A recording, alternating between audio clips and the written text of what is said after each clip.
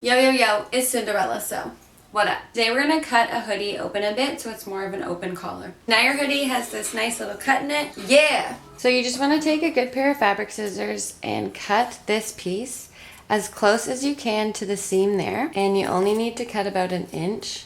Just enough that you can see this piece under here. And we're going to do the same thing and cut that off as well. Just enough to get it opened up like that. So we're gonna create a fold down the center of the hoodie and cut down that fold. So you just wanna grab the front like this. Now we're gonna flip this out in front of us. And there will be this fold down the center of the hoodie. You can feel around to make sure your seams are all lined up. Shoulder seam on top of shoulder seam, neck seam on top of neck seam on the other side. And then you have your fold down the front of the hoodie. So we're just gonna put our scissors in that fold and cut it as low as you want your hoodie to go. So I'm just gonna do one big snip. Like that.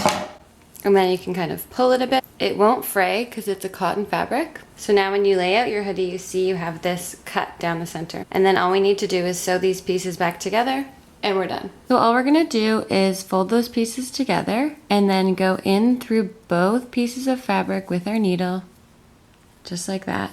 Pull it almost all the way through, but leave a bit hanging out. And then go back through near the same area you just went through. And before this loop of thread closes, you can put your needle through it and then pull it tight and it creates a knot. So we're gonna do a couple of those knots on top of each other, just like this. You can do 2 or 3, just to make sure it's nice and secure. So now all we have to do is sew along here. You're just going in through one side and coming out through the other piece of fabric. Pull it tight and keep moving along there. And then when you're at the other side, you're just gonna make those knots again by making a loop of thread, putting your needle through, and pulling it tight like that.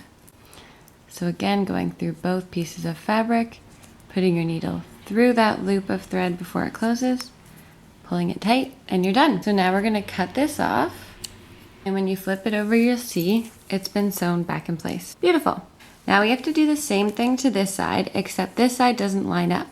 So we're gonna fold this piece over a bit and sew it in place like that.